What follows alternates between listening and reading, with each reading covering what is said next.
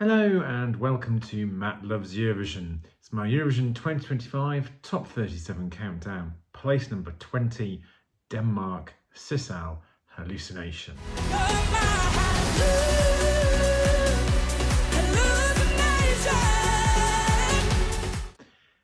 Please do click on the subscribe button, ring that notification bell and like, share and comment below.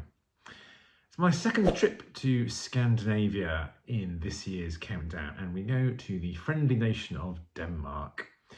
Now, Denmark are 3 times winners at the contest, most recently in 2013, but the last few years have not been easy for them in the contest. Their last qualification was in 2019, and you will hear repeated mention that they currently have the longest non-qualification streak in the contest. Although technically, I think Montenegro have been waiting longer to qualify, but they've had quite a few sort of gaps in their participation. It seems though that in Sissal, they have an artist who is on a mission to get them back to the grand final. Now, Sissal, or should I say full name is Sissal Johanna Nordborg Niklasen, is a Faroese singer. She's the second Faroese representative from Denmark in just 3 years, after Riley, who was their first ever Faroese representative back in 2023 in Liverpool.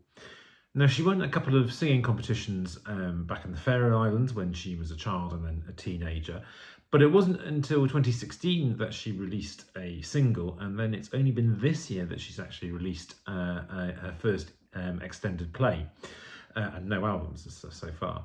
Now, she was one of the 8 finalists for Dansk Melodi Grand Prix, the Danish national final this year, with a co-written song, Hallucination. She reached the super final. Yes, the MGP is one of those ones that still does a super final, but their super final is both jury and public vote, and she won the jury fairly clearly, came second in the televote, and overall she secured a narrow 1-point victory.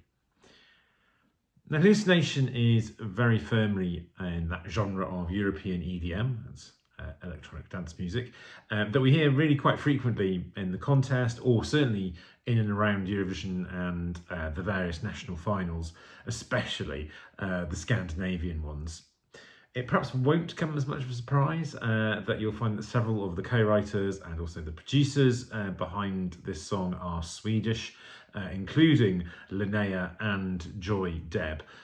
If those names are familiar to you, you know they have been involved in a lot of different Eurovision entries over the years, and not just for Swedish entries, but for entries in quite a lot of different countries. Now, this isn't to criticise this, I should say.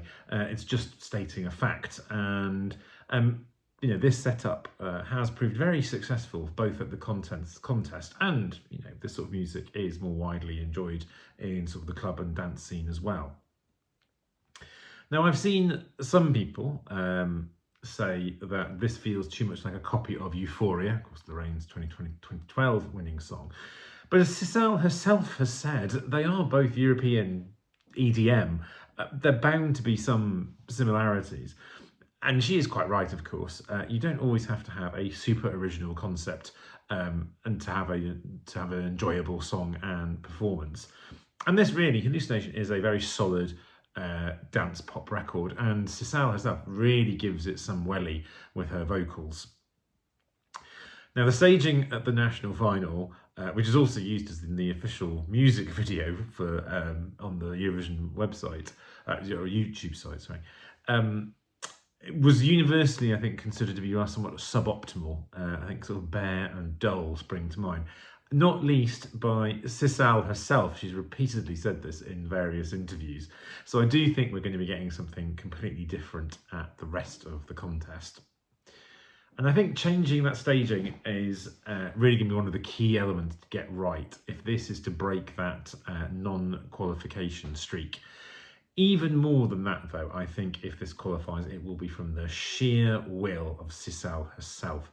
She is an absolute force of nature and very entertainingly has zero filter. And you can certainly pick that up from when you listen to interviews or podcasts. And I had the privilege of seeing, she was one of the people interviewed as part of the official Eurovision podcast recording that took place before the London Eurovision party, and she was so great then.